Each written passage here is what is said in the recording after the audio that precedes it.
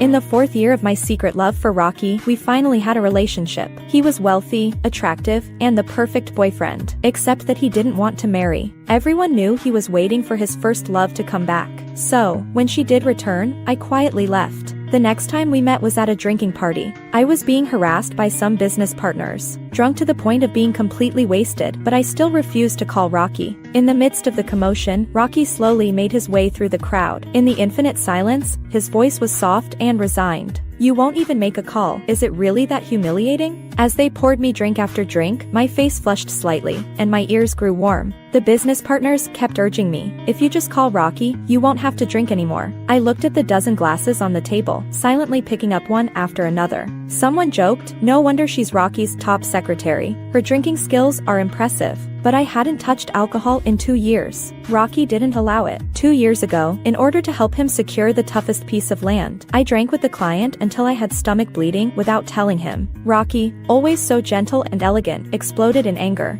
After that, the company implemented a policy banning female colleagues from drinking at business events. He was smart, sharp, and proud, attracting secret admirers, myself included. But everyone knew Rocky had a first love living abroad. Even after they broke up years ago, he was still waiting for her to return. I thought my unrequited love would eventually end without a trace. But I never imagined we would actually have a relationship. During that hospital stay, Rocky visited me every day. Each time, he stayed for 2 hours. He didn't talk much, just sat beside me with his laptop, working. I tried to convince him to go back to the office, but he said, "My secretary is here, going back to the office would be inefficient." I pulled a long face, "Boss, I'm a patient." He was momentarily taken aback, then chuckled. "Who are you calling a tyrant overworking a patient?" Having been by Rocky's side, I had seen many elite talents, but no one had his carefree attitude, which made me fall for him even deeper. He didn't know that I had been in love with him for 4 years. It started in my sophomore year when he came back to the university as a distinguished alumnus to give a speech. On the podium, he was full of confidence, every gesture exuding charm. After the speech, I gathered the courage to approach him and hand him my resume. He didn't reject me due to my lack of experience. Instead, he encouraged me to give it a try. With just those 2 sentences, I threw myself wholeheartedly into his world. At first, I was just an assistant in the secretary department, but after passing several rounds of screening, I became his trusted aide.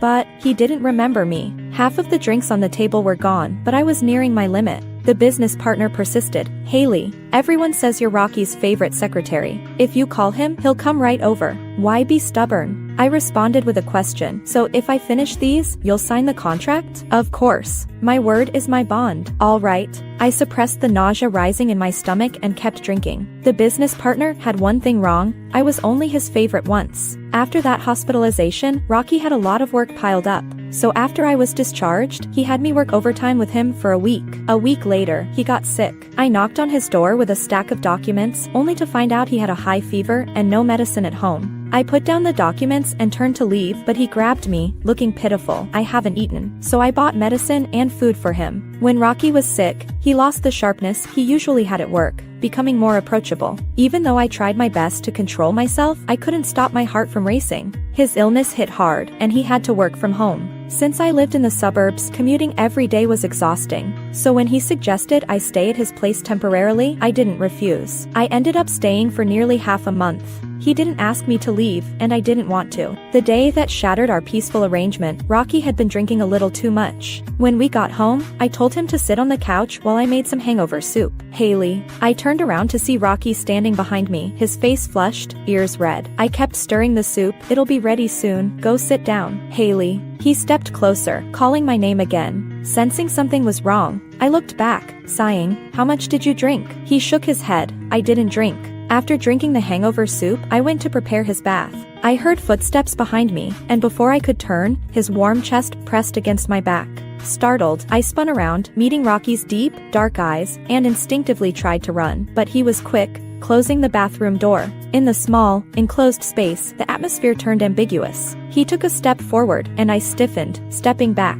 He kept moving closer, and I retreated until my back hit the sink, no escape. He trapped me in front of the sink, his voice low. "Is it okay?" I didn't respond, nor did I refuse. A selfish part of me knew this was my best chance to get close to him. But what about after tonight? Knowing Rocky, we wouldn't even remain as colleagues. I bent my knees, sliding down slowly. Rocky seemed puzzled at first, but when he realized I was trying to escape under his arm, he grabbed me and, without a word, kissed me. I clutched his sleeve, hearing my heartbeat magnified. I struggled for a moment but soon surrendered, closing my eyes. When our clothes fell to the floor, I had already planned when to make my escape, but I didn't get the chance. As soon as I got out of bed, he pulled me back, burying his face in my neck.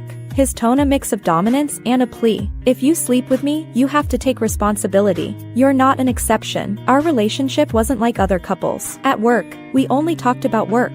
But no matter how busy we were, he would always take one day a week to spend with me. We did everything normal couples do. He was handsome, rich, and great in bed, but he also provided emotional support. These past 2 years have been some of the happiest times of my life. I even dared to dream that we could continue like this forever. But then, on a seemingly ordinary day, I couldn't reach Rocky for the entire day. The secretaries quietly told me that his first love had returned. To this day, I still remember the look in my colleague's eyes, pity tinged with meaning. The day I decided to resign, it snowed. As someone from the South, I have a special fondness for snow. Unlike the damp cold of southern winters, here it was snowy outside, but warm as spring indoors. I stood by the floor-to-ceiling window, enviously watching others build snowmen. Ever since I became Rocky's secretary, I hadn't had the chance to build a snowman. Snow meant the end of the year was approaching, and the workload would be too overwhelming. Just as I regretted missing this snowfall, Rocky suddenly appeared behind me. Want to build a snowman? I glanced at the mountain of documents behind him and shook my head against my will, but he took my hand and led me outside. We have an hour of break time, should be enough to build a snowman. He took lots of photos of me. I wanted a photo together, but he refused, saying he didn't like being photographed. That evening, I accidentally found a thick album in his drawer. Every single photo in it was a couple's photo featuring Rocky and Serena. In those pictures, Rocky looked younger. He posed in all sorts of cute ways with Serena, showing no trace of impatience. So, my boyfriend didn't dislike taking photos, he just didn't like taking them with me. I thought if I were less professional or if he spoiled me just a bit more, I might have demanded an explanation while holding that album, but I didn't. I just calmly put the album back where it was, pretending I had never seen it. Later that evening, when I was sorting through photos to post on my social media, I saw a post from one of Rocky's good friends. I knew only Rocky would do something as silly as building a snowman with Serena. There was a picture of Rocky and Serena embracing in front of the snowman. Only then did I realize that after parting with me that night, Rocky had gone to see Serena. They were smiling effortlessly for the camera. A handsome man and a beautiful woman, perfectly matched. For the first time in 2 years, I had the thought of leaving him. When did I make the decision to leave? It was probably the day Serena came to the office. Rocky, who usually prioritized work, canceled all his engagements just to have lunch with her. I took my tray and found a corner in the staff cafeteria. Just as I sat down, I overheard the coworkers behind me mention Serena. Serena is still so beautiful. I heard she's back to marry Rocky. What's Haley going to do? Are you stupid? Rocky was just playing around with Haley. Now that the woman he's going to marry is back, of course, Haley's going to be cast aside. Look, ever since Haley hooked up with Rocky, they've had every meal together. Today Serena shows up, and Rocky ditches Haley. Isn't that obvious enough? Shh! Keep it down. Haley's right there. Well, facts are facts. Even if I don't say it, it won't change the reality that Haley's about to be dumped. The meal was tasteless. When I returned to the office, Rocky still hadn't come back.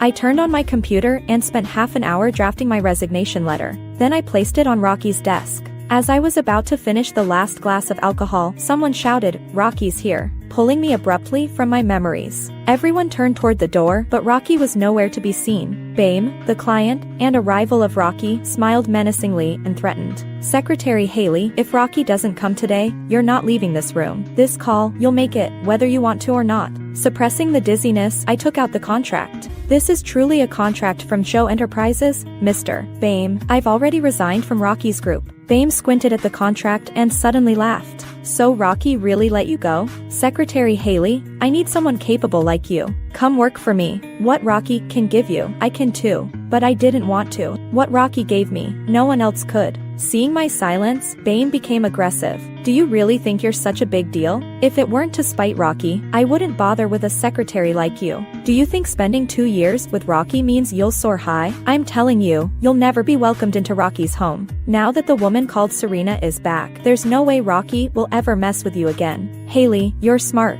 You know what to do, don't you? I lowered my eyes in silence. After all this time with Rocky, how could I not understand the situation? But people always need a bit of unrealistic hope to keep going. I smiled slightly. Mr. Bame, instead of threatening me to get Rocky to show up, why not go straight to Miss Serena? As you said, she's the one who's going to be Rocky's wife. Mr. Bame was livid and grabbed my hair to force me to drink. Suddenly, someone shouted, "Rocky." In the next second, Mr. Bame was pulled away by 2 bodyguards. Rocky walked slowly through the crowd, took off his coat, and covered my disheveled self. His voice was calm, almost emotionless. "Mr. Bame, treating my girlfriend like this, are you declaring war on me?" Rocky had really come. He wanted to take me away, and no one could stop him. In the cramped back seat of the car, he gave me some hangover medicine, gently brushing the hair from my forehead. In the dim light outside, I could see his tense, chiseled profile. After 3 years of working closely with him, I knew too well this was a sign he was angry. Instinctively, I reached for the car door, but before I could touch the handle, he pulled me back. As I struggled, I met those deep, dark eyes. I don't know where I got the courage, but I glared at him fiercely. He looked slightly surprised, then smirked. I grew even angrier. "Let go." Not only did he not let go, but he pulled me onto his lap, pinning my wrists to stop me from moving. Not even willing to make a call. "Are you that upset?" His voice was soft, with a hint of helplessness, like a charming trickster. I turned my head away, refusing to look at him. "I'm not upset." As a boss, he treated his subordinates well, rewarding them fairly. As a boyfriend, he was generous, giving me whatever I wanted and never making me feel wronged. "If you're not upset, then take me off your blacklist." I froze, only then remembering how I had blocked and deleted all his contacts the day I left. At the time, I had vowed never to add him back. But if I unblocked him now, wouldn't that undo all the emotional work I had done in these past few days? The cramped car was so silent it was almost scary. I don't know how long the silence lasted, but suddenly I heard him say, "Haley, do you want to marry me?" For a moment, I thought I had heard him wrong, but the cool touch on my finger told me I hadn't. Looking down, I saw a platinum diamond ring on my middle finger. "Why?" I asked. Rocky held my hand, his rough thumb gently stroking my palm. "Serena and I aren't what people say. She's the daughter of a family friend. We dated for a while, but realized we weren't compatible, so we broke up. She's been abroad for years, and now that she's back, she's unfamiliar with the situation here, so her father asked me to help her out. Haley, Serena's father, has done a lot for me." I couldn't refuse his request. His voice was sincere and heartfelt, the kind of tone that could make anyone believe him without hesitation. Reason told me I should reject him, but every cell in my body screamed to give us one more chance. So, under his hopeful gaze, I nodded. We ultimately couldn't successfully obtain our marriage certificate. When we reached the Civil Affairs Bureau, Rocky took a call. With a hint of apology, he said to me, "Today is Serena's father's 60th birthday. If we get the certificate now and then rush over, it'll be too late." He held my hand and added, "I'm all yours, I won't run away." He promised that we would postpone getting the certificate for one night and go to the bureau first thing in the morning. Rocky always knew how to sweet-talk me, and as he talked, I started to reassure myself. "I just resigned, we haven't broken up." He proposed, and I accepted. That's completely normal. It was just a matter of being a half day late. I could wait. Upon arriving at Serena's house, Rocky was called away. He asked me to find a place to sit and wait for him, saying, "Don't worry, I'll be back soon." After sitting for a while, a few girls arrived. They chatted loudly, indifferent to anyone around. "I heard Rocky has a girlfriend now. Do you think Serena will get engaged to him?" "Engaged? What engagement? You don't know? This party looks like a birthday celebration, but it's actually an engagement party." "No way. I just saw Rocky come in with his little secretary. They say they're getting along pretty well." I heard Rocky is only with the secretary to pressure Serena to come back. Besides, Serena broke up with him just to spite him. Suddenly, someone pointed toward the dance floor and exclaimed, "Look over there. I told you, the first dance of the day is definitely for Serena and Rocky. Let's go." Following their gaze, I saw a pair of beautiful dancers in the center of the dance floor. They moved gracefully, gazing at each other with deep affection, as if no one else could intrude upon their connection. I never knew Rocky danced so well. Each step, every smile, was perfectly in sync. I could hear the envy and admiration around me, along with speculation about their upcoming wedding. Once, I was Rocky's top secretary, aware of all his daily schedules. Now, I could only wait passively like everyone else for the truth to unfold. When the dance concluded, applause thundered. I clapped as well. Rocky finally noticed me. His expression changed slightly when he looked over. I gave him a small smile. He paused for a moment, intending to walk toward me, but Serena held onto his hand. They exchanged a few hushed words, and I saw Rocky gesture as if to say he would call me before he left with Serena. I had already removed his contact information from my blacklist. Soon, I received his message. Something came up unexpectedly. I'll be back soon. I returned to the place where I had originally waited for him, but I kept waiting, and he never returned. As the party ended, I finally received a message stating that he was engaged to Serena. During the hour I waited for him, they completed their engagement ceremony. The internet was flooded with news about their engagement. Not long after the dance party, photos of them dancing went viral.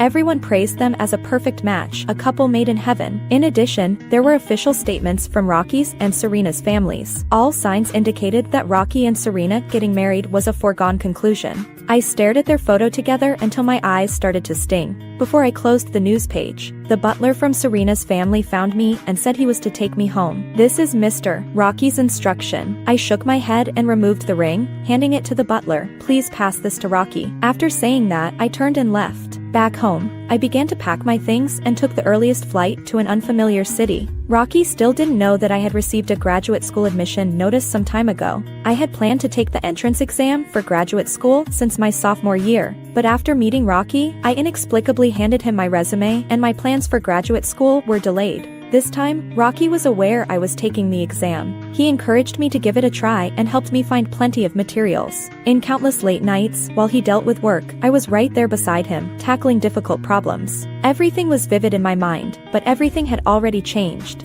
After a long detour, I returned to the starting point of our acquaintance. This time, I didn't want to leave myself with regrets. The enrollment went smoothly, and the teachers and classmates I met were great. I rushed back and forth between the lab and dormitory daily, and the busy days gave me a sense that nothing had happened. At school, I met Peter, a senior from my hometown. He stayed on to work after graduating from his master's program. We often ran into each other in the lab, and gradually became familiar. Once, while eating together, Peter asked me, "I remember you said you wanted to take the entrance exam for graduate school. I was disappointed when I heard you didn't go through with it." I smiled and replied, "I found a good job and thought I'd seize the opportunity to learn more." He laughed. "So now you've come back after learning everything?" I nodded. Over 6 years, I spent 3 years trying to get closer to Rocky, 3 years by his side, and the things I learned would benefit me for a long time. "Then you must have met a great boss." "Yeah, my boss is pretty good." Perhaps because of that topic, I thought of Rocky. It had been nearly a month since our breakup, and he hadn't contacted me, nor did I follow his news. I thought I would never see Rocky again.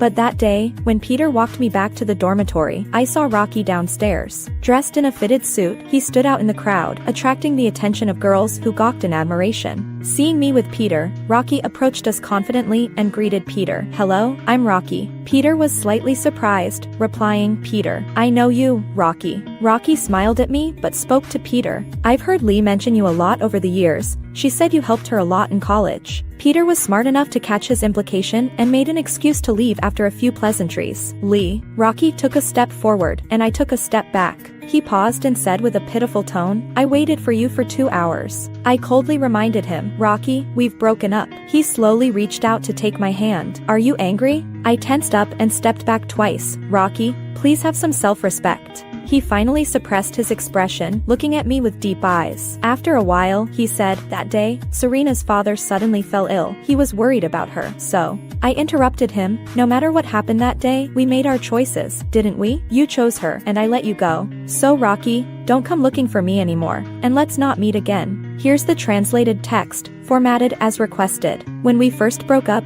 I felt unwilling and hated him. I occasionally dreamed of him, waking up in tears under the blanket until dawn. There's a saying that no one is indispensable. Even the hardest obstacles will eventually pass. I spent all day in the lab, with experimental data filling my eyes and mind, leaving no room to think of anything else. So, when we met again, I could control my emotions. I truly liked him once. Now, I genuinely want to let him go. After that day, I didn't see Rocky again. With the winter break approaching, Peter invited me to go home with him, and I accepted. On the way, he hesitated several times before finally summoning the courage to ask, "Haley, are you and Rocky? He's your boss, right?" I didn't hide it. "Yes, it's him. So you too." We were together for 3 years, and we've been broken up for 6 months. Peter let out a sigh of relief. "Then I can relax." "Huh," he chuckled lightly. "That means I can pursue you without worry. Peter's home is not far from mine. He offered to drop me off, but I declined." Just as I reached the ground floor of my building, I saw a familiar car parked by the roadside.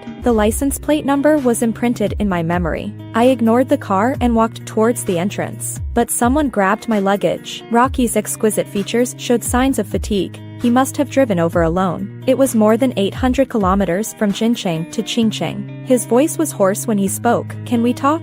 "We have nothing to discuss, Lee."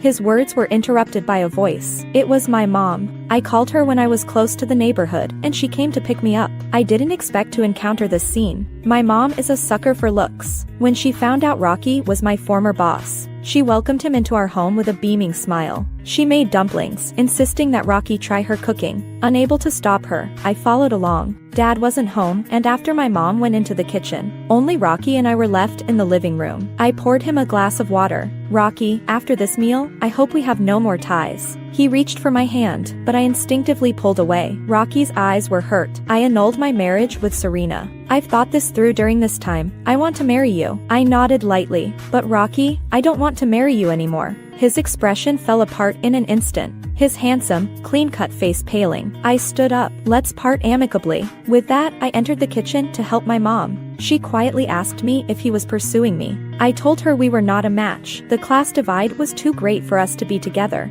Mom lamented, "While I'd love to have a wealthy son-in-law, I hope my daughter finds someone suitable for her." I am grateful to my parents. They raised me well and understand me. After the dumplings, my mom asked me to see Rocky out. Once outside the entrance, I had no intention of moving forward. He didn't move either, standing still. "Haley, if I hadn't left you alone at Serena's house that day, would we not have ended up here? If we had gotten our marriage license that day, would you have been so heartless to abandon me?" I looked at him. "You were the one who left me first." I recalled something. The day Serena came back, I couldn't reach him all day, and ended up waiting for him in his office until midnight before leaving. That day was my 28th birthday. The day before, he said he would prepare a grand, unforgettable birthday party for me. But on my birthday, I tried many ways to contact him, only to later find out he had gone to pick up Serena and threw her a lavish welcome feast. He had already made his choice back then. The cold air rushed south, and the temperature dropped to freezing overnight, damp and chilly. I wrapped myself in a thick coat for warmth, and suddenly my mom said, "Lee, come look, is that your boss?" I walked to the window and looked down. The familiar car was parked outside the neighborhood. Rocky, dressed too lightly, was carrying a hot drink toward the car. Dad came over to take a look and said, "This car has been parked here for 2 days. Is this Lee's boss?" "He's my former boss. I've resigned." Dad, being shrewd, sensed something wasn't right. Under his questioning, I honestly told him about Rocky, while concealing most of the facts. Dad said, "Good girl, a family like that isn't suitable for us. Go talk to him and let him leave. He's here for you, and if anything happens, we can't handle it." I put on my down jacket and approached Rocky's car. When he got out, his handsome face lit up with excitement. But in the next second, the color drained from his face, and his lips turned pale and tight. I said, "You are affecting my normal life. Go back, Rocky, don't trouble me anymore. Is there really no chance for us?" His voice trembled in the cold wind. I pointed to the red Ferrari 10 meters away. "Do you see that? She came with you the day you arrived. I can ignore her, but you can't. If you want to marry someone who loves you, Serena is the best choice." Rocky, usually gentle, clenched his fists and finally lost his temper. "Haley, we've been together for 3 years. You can't just decide you don't want me. What do you take me for?" I pulled the hood of my coat tighter. "Before I was with you, I saw you as my goal. When I was with you, you were my lover. Now that I've stopped loving you, you're still my former boss." His thin lips curled slightly. "I don't want to be just your boss." I ignored him and waved at the flashy Ferrari behind me. Soon, Serena got out of the car and strode over. She eyed me warily, her gaze subtly scrutinizing. I didn't care, turning away as I walked, saying, "This place is not like yours. There's no heating, but if you want to suffer through it, I can't stop you." Once home, I dove into bed. The cold blanket felt just like my heart. That night, I started running a fever, and it lasted 3 full days before subsiding. The sun came out, I pulled back the curtains. The cold faded, and I felt alive again. Mom said that on the first day I was sick, the 2 cars downstairs left and never returned. After staying home for 2 days, Peter invited me out. When he learned I was sick at home, he even brought gifts to see me. My parents surrounded him, questioning him like a census, and were quite pleased with him. After Peter left, my parents asked for my opinion. I said, "I don't like him or dislike him, we can try dating." Peter was very happy when he found out. He assured me, "I may be clumsy with words and not know how to say nice things, but I promise I will never let you suffer." The day before heading back to school, my mom handed me a velvet box. Inside was a platinum diamond ring. She said, "I found this in the sofa seams. Your dad told me not to give it to you, but I think this is something you should decide for yourself." I found a delivery station and sent the ring back to Rocky, once again deleting and blocking all his contact information. In the new semester, I still spent every day in the lab, occasionally having meals with Peter. Although we were in a relationship, he knew when to give me space, so I never felt uncomfortable. Pleasant days didn't last long before Rocky broke the peace again. The school introduced a new scholarship to reward outstanding full-time graduate students. I received the second prize. On the day of the award ceremony, I saw Rocky at school. The school leaders greeted him respectfully, and amid the discussions, I learned that this scholarship was sponsored by Rocky. From across the crowd, I felt Rocky looking at me, a smile on his lips as gentle as ever. I averted my gaze and went up to accept the award, without any interaction. However, after the award ceremony, my counselor asked me to walk around campus with Rocky. Just as I was about to refuse, Peter appeared out of nowhere and said to the counselor, "I'll accompany Rocky with Lee," and so we set off. As we walked, I lagged behind the 2 of them. Peter diligently introduced Rocky, but Rocky seemed uninterested and suggested going out to eat. When we arrived at the restaurant, Peter was called away by a phone call. He hesitated, looking at me. In an instant, I understood his meaning. I held onto his arm and said to Rocky, "Sorry, boss Rocky, I have to leave with my boyfriend. Otherwise, he won't be at ease." Rocky expressed understanding. "Perfect. It's on our way. I'll give you a lift for a while." Peter was reluctant, but it was nearly impossible to get a cab, so he had to compromise. As we got into the car, I consciously sat in the front seat, while Peter and Rocky took the back. Suddenly, Rocky pulled out a doll from under the seat and handed it to me. "You used to like hugging it and sleeping in the car. Let's take it back together." I silently took it, planning to throw it in a trash bin after getting out. Rocky's voice continued, "Old Zhang, what happened to the things I asked you to clean up last time?" The driver handed me an exquisite bag from the storage box. "Secretary Haley, these are the things you left in the car. Check if you missed anything." To be honest, I could see through Rocky's little scheme at a glance. Yet such little schemes can plant seeds in some people's hearts, which then take root and sprout. For example, Peter. I could hear the cracking sound as he clenched his knuckles, even without looking back. The car fell into a deathly silence. This silence lasted until we got out of the car. Peter suddenly said, "Leaving him to be with me must make you feel wronged, right? One of your lipsticks is almost worth half my monthly salary." I frowned. The lipstick was bought by me. It has nothing to do with anyone else. Rocky never shortchanged his subordinates. During my 3 years with him, my salary rose steadily, peaking at 6 figures. I could buy a few $1,000 lipstick myself. Peter sneered, "Buying it with his money still counts as from him." I looked at him, a wave of fatigue rising from my heart, spreading to my limbs. "Peter, if you mind, let's just forget about this." His expression darkened. "Do you regret being with me, now that he beckons you? You can't wait to return to him?" I should have known long ago that you could never forget him. Being with me was just to make him angry. Smack. I slapped Peter with all my strength. I couldn't control my trembling body, staring at him in anger. "Peter, you may not like me, but you cannot slander me. Let's break up." After breaking up with Peter,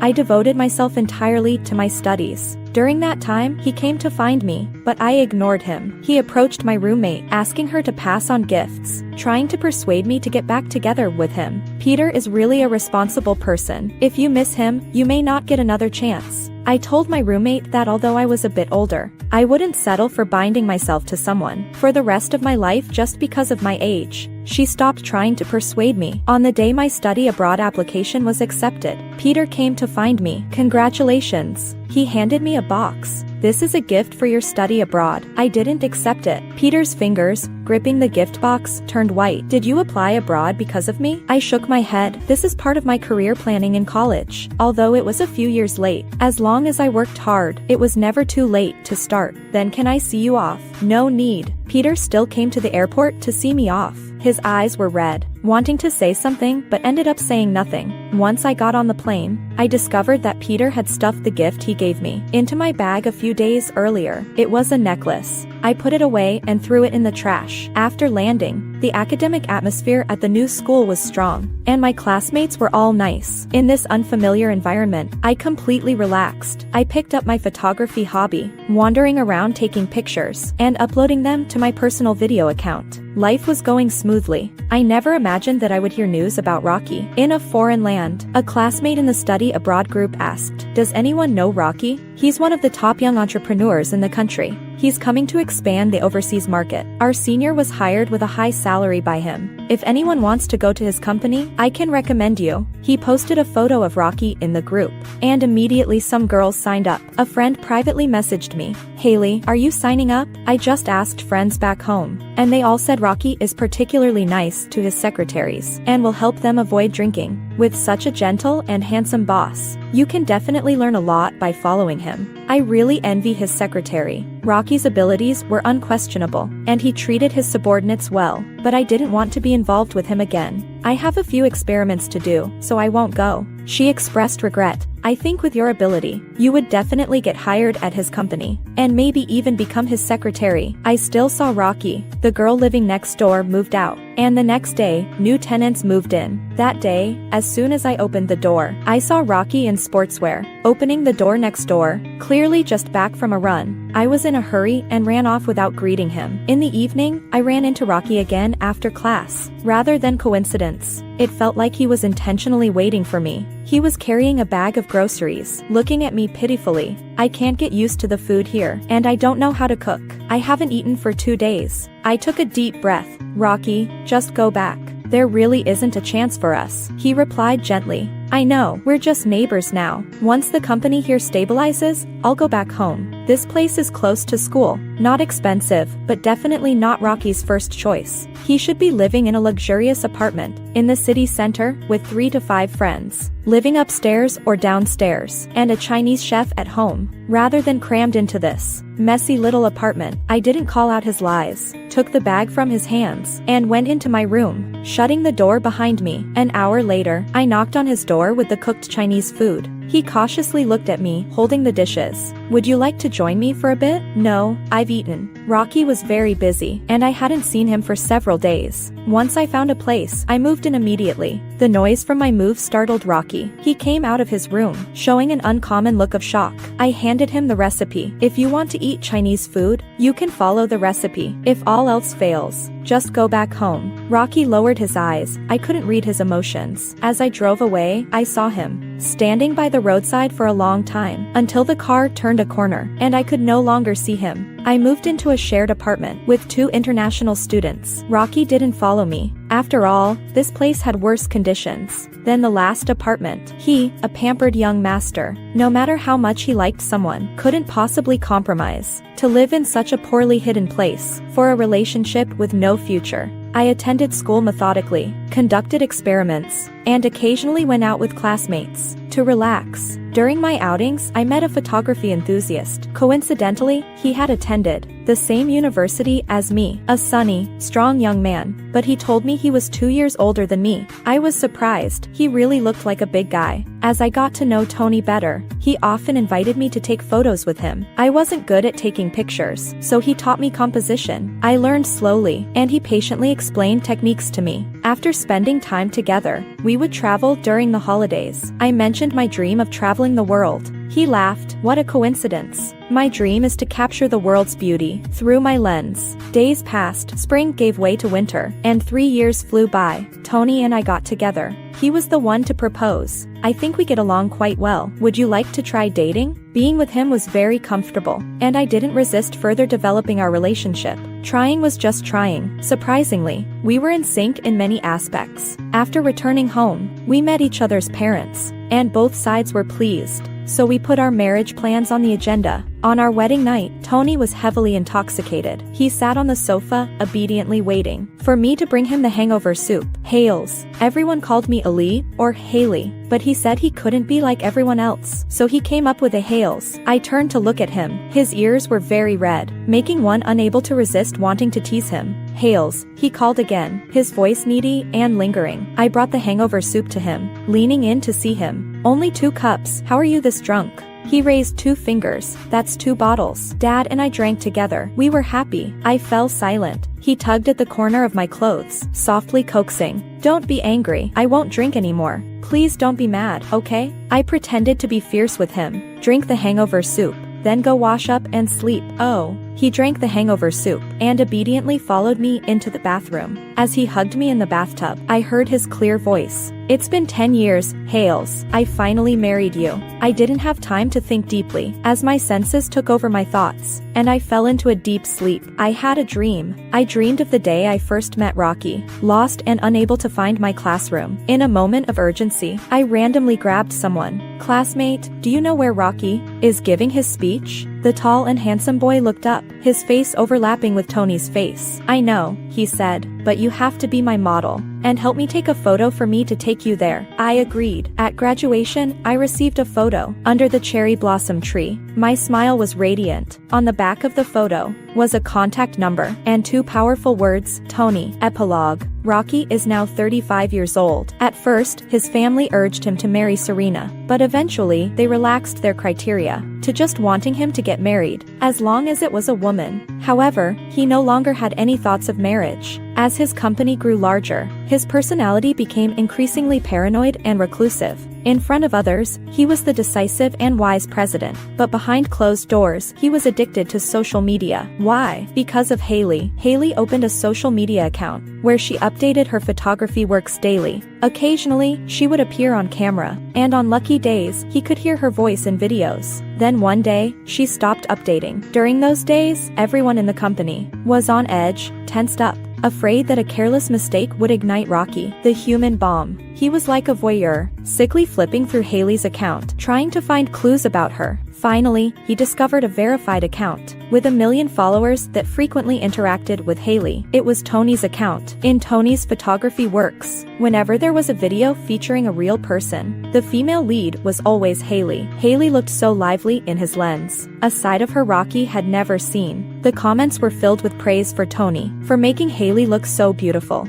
Sexy, stunning, pure, gentle. Rocky thought it was because Haley was so beautiful that Tony could achieve such results. He seemed to find a new spiritual anchor, visiting Tony's account daily. It was just another ordinary day. Rocky opened Tony's account as usual, only to receive a thunderclap of news. Tony and Haley were getting married. Rocky actually knew Haley was in a relationship, but he held on to a glimmer of hope, thinking Haley, having gone through him and Peter, couldn't possibly still believe in love. As it turned out, he was wrong. When Serena learned that Rocky would attend Haley's wedding, she took her husband along to mock him. Everyone else has moved on, but you still can't let go. Rocky, you were the one who was indecisive, which led to her leaving. Who are you trying to appear devoted to now? It's just about unwillingness, right? So what? She doesn't want you. Haley doesn't want you. Over the past 3 years, Serena had endured countless humiliations from him. Finally realizing that Rocky would never marry her, she turned and accepted her family's arranged marriage, quickly tying the knot. Rocky still attended Haley's wedding. He showed up uninvited, and Tony personally welcomed him. At the wedding, he saw Peter. The two were seated at a table for alumni, sitting tightly next to each other. When Peter saw Rocky, neither of them spoke. As the bride was about to appear, they both tacitly left the wedding venue. Peter asked Rocky, "Do you regret it?" Rocky remained silent. Peter sneered, "You don't seem like someone who would regret. In the past, I felt inferior to you, worried you'd win her back. Now seeing you in this situation, I feel relieved." Before leaving, Peter said to him, "Rocky, she was meant to be yours, but you pushed her away yourself. Don't disturb her again, she's very happy now." That day, Rocky fled in despair. He still opened Tony's video account in the dead of night, but Haley appeared on camera less and less, eventually disappearing for a long time. Rocky knew he should let go, but he didn't know how, until that day when a baby appeared in one of Tony's videos. That was Haley and Tony's child. Tony made a long video. The video began with a phrase, "Our 10 years. The first photo was of Haley standing under the cherry blossom tree, her smile youthful and bright. Then came another phrase, "After 10 years, finally found you." Next came the photos. Alaska, Rome, Santorini, Iceland, the Duku Highway, the prairie. They embraced in the glow of sunset, made wishes under the aurora, and ran on horseback across the prairie. By the end, Rocky felt his eyes sting. All these things he could have easily done with her, yet he hadn't done a single one. The comments section was filled with voices of blessings. He also wanted to say a few words of congratulations, but after typing and deleting, not a single word was written. From that day on, Rocky deactivated his social media account and never opened social platforms again.